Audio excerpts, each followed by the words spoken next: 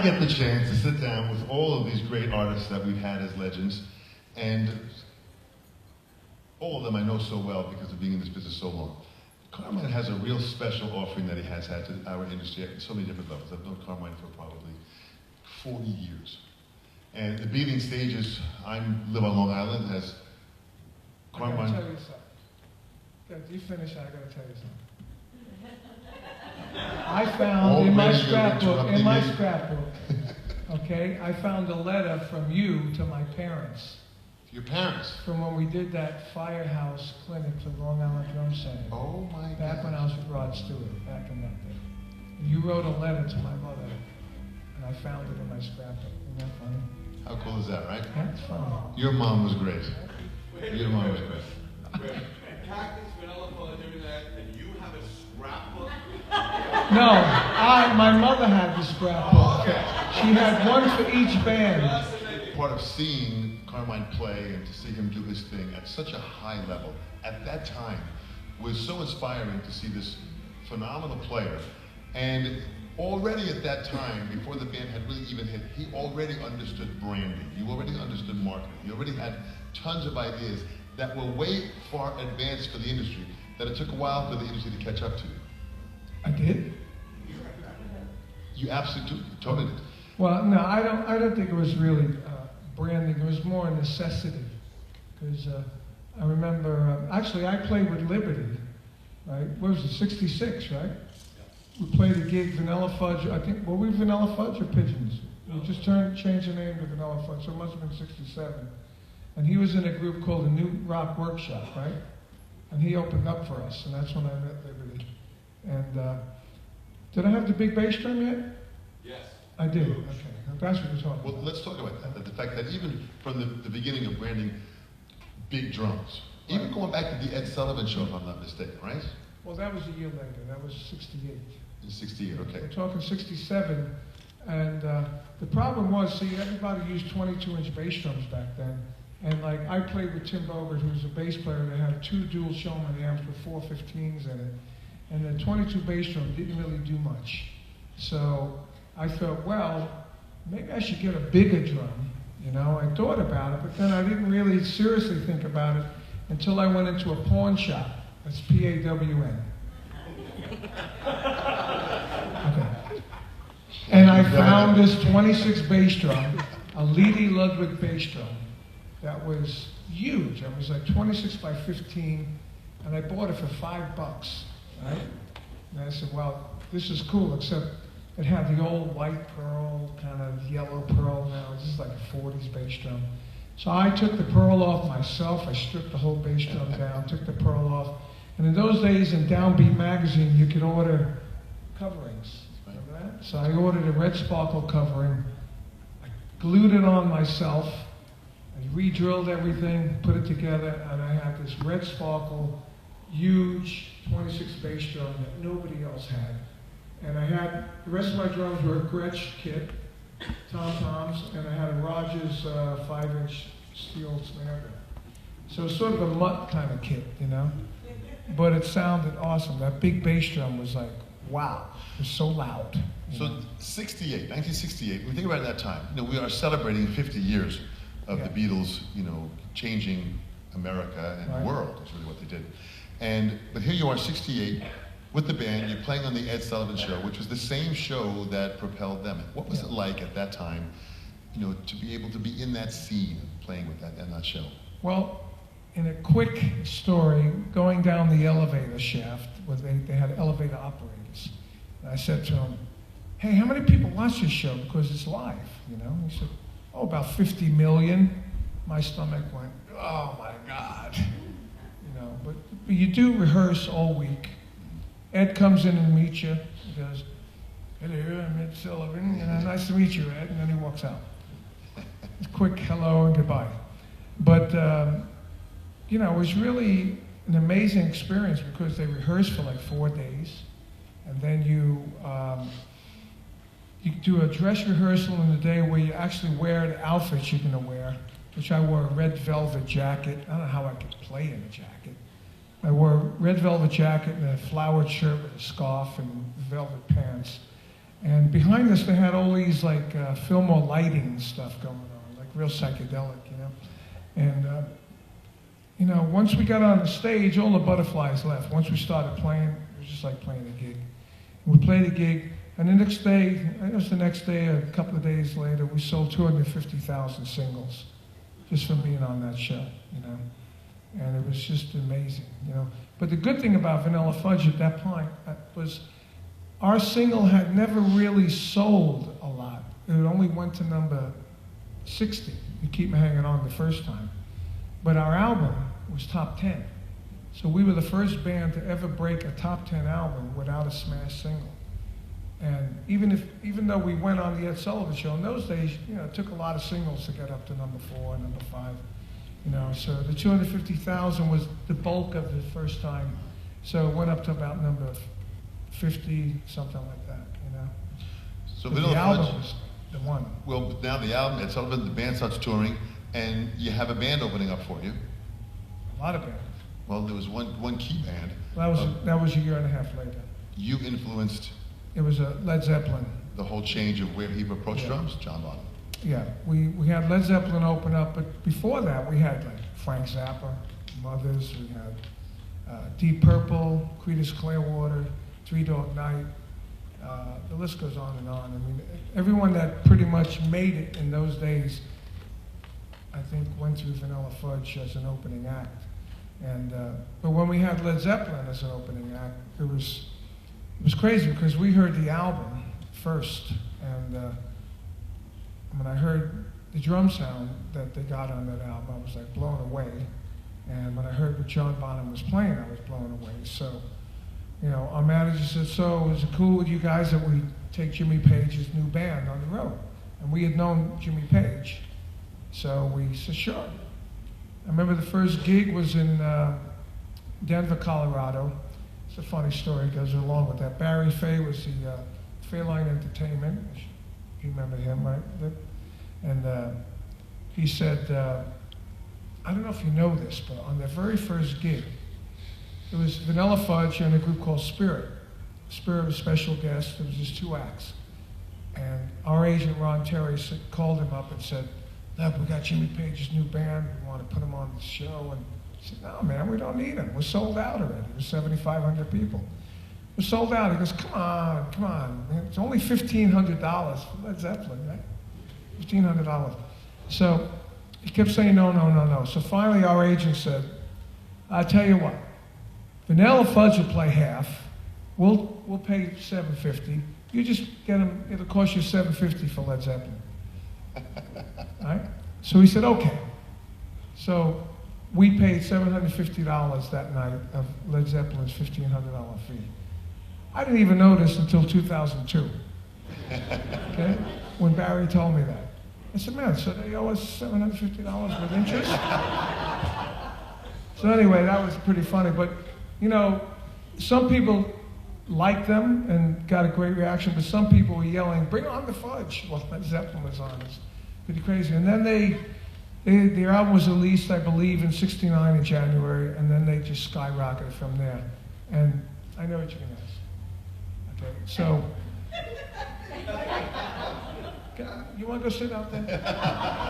Yeah, so when I met John Bonham, you know, he was like 2 or 3 years younger than me, and he was a new kid. Nobody knew who he was, you know.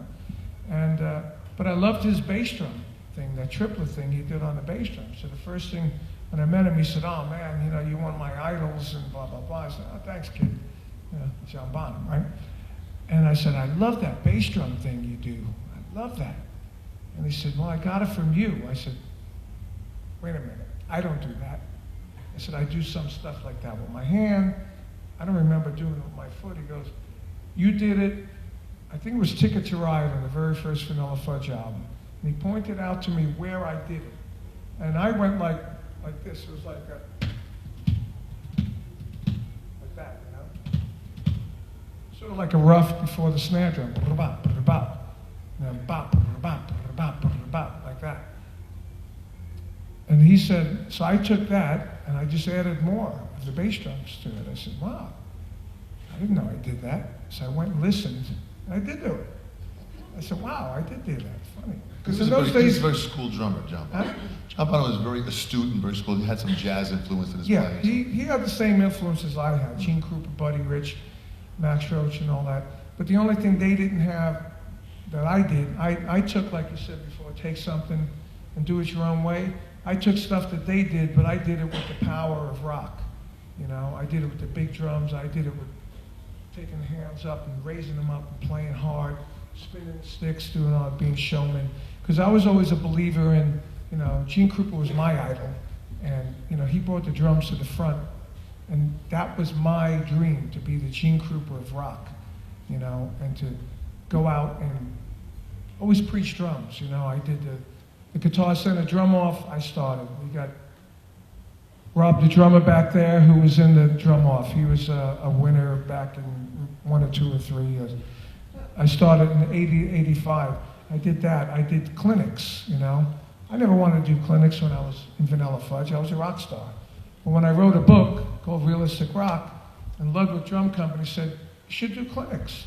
It supports the book. And at the time, Morello was with Ludwig, so you started doing clinics with Morello. Yeah, we did symposiums with Ludwig, but my very first clinic, actually I met somebody here at the NAMM show.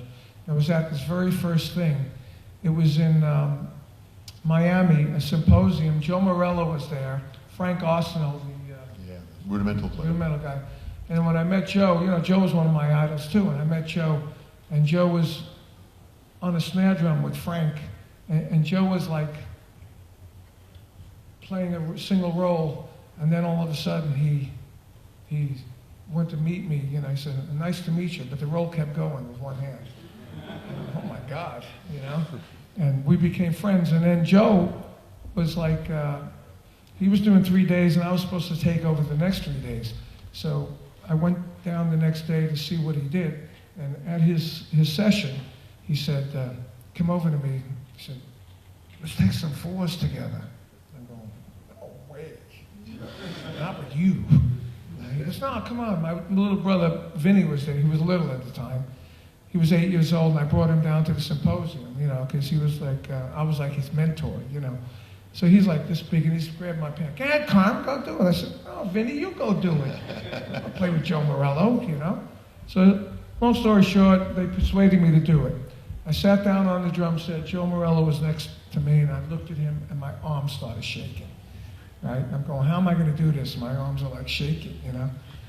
But that was the day I realized that he can't do what I do. You know, I started doing these hi-hat things, but and he didn't have a clue.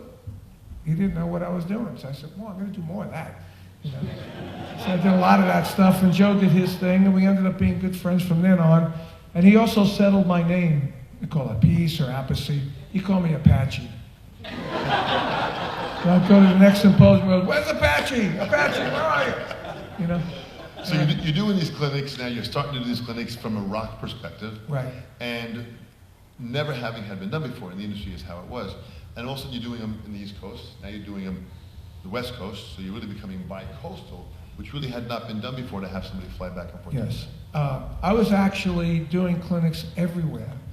The first one you probably were at Sam Ash. It was in Long Island. There's 750 people there. I said, I had my brother play.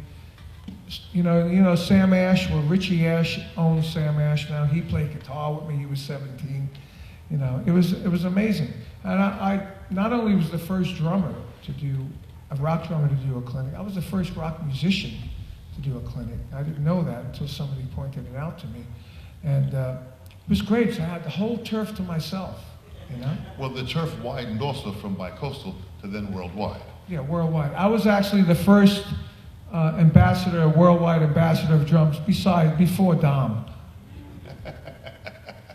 I love Dom, man. He's great. What happened then? What got you into writing songs? All of a sudden now, next thing you know, I was always writing songs. My first song that I wrote, I grew up in Brooklyn, New York, okay? And my parents always said, you got to get a trade in case this doesn't work, you know? Don't get me wrong, I went to vocational high school for electrical installation, you know, and I learned that, and I didn't like it. But I was in the bands, I was in the orchestras, I was always in the band and the orchestras. Then after the first year, I traded schools to New Utrecht High School, and I said, you know what, I'm going to major in music. So I majored in music, which meant I was in, my first period was band, my second period was orchestra, my third period was gym, my fourth period was music theory, lunch, then I had two like social studies. Now it's social security. So, and my last period was like math. So most of my teachings was music, you know? And in that, I learned the theory and harmony of how to play chords on a keyboard. And, you know, I know what augmented chords are, diminished chords, triads, all that stuff. And I always had a guitar also, so I took my older brother played guitar, showed me a few chords. So then I started transferring what I knew on the keyboard to the guitar and the bass. So I play guitar, bass, a little bit of guitar, bass, a little bit of keyboards, enough to write songs. Okay, so my first song that I wrote was 1968 on a Vanilla Fudge album called Renaissance, right, where I wrote the whole song and the lyrics. A very good song. You know, I never thought it was a great song. It was a good arrangement. But it was a good arrangement, but yeah. The real question I ask you is, do you think I'm sexy?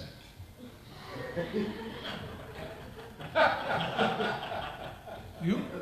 Yeah. No, so after Vanilla Fudge, you know, I was a Cactus. Cactus, we co-wrote songs together.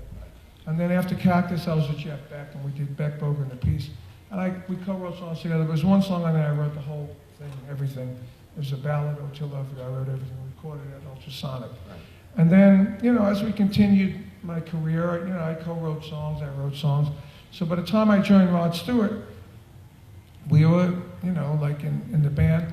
And unlike it is now, Rod Stewart Band at the time, we were a band. I mean, we went on the road. I actually had a percentage of the road, you know. We didn't have a percentage of the album.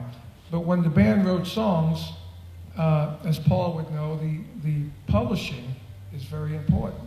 And some people, you know, like, I know some people in the business, if you write a song with them, they keep the publishing to themselves because you're on their album.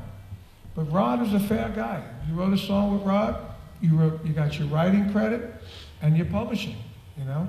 So he came up to us one day and said, I want a song like Missing You, like the Rolling Stones, you know?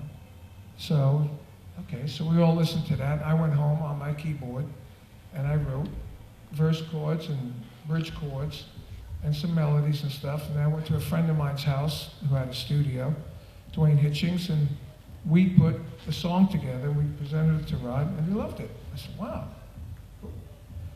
I didn't know how big this song was going to be. It is unbelievable. I mean, this song literally has made millions of dollars over the years. You know, I'm not talking about 1 million, millions of dollars over the years. And, you know, it's just an incredible song that just keeps going and going and going, you know? But you have a certain way, even with your books that you have out. Your books have been classic books that are still profound with young students that are out there learning. They're still going through realistic rock. Even that has had an incredible longevity in what you've done, which is amazing, that very few have done. It is amazing. Signature series, real quick, just give me a second. Signature series products, that kind of came from your push. Well, the first one came for me from Sabian. We're in Australia and Malaysia and all these exotic places. I'm sure you've been a million times. And it was great, but I used to carry around an old Wuhan China cymbal because it just had the old sound that was very fast. Because I used to ride on my China up here. That's why I had rotator cuff surgery in the last couple of years. So any drummers out there, keep your cymbals down because you don't want that. It's the worst recovery. So I used to carry the cymbal around. So finally Dave said to me, don't we make a cymbal like that? I said, no, you don't. He says, well, after this tour, you got to come up to Sabian. Let's see if we can make one, and we'll start a signature line. I said, okay.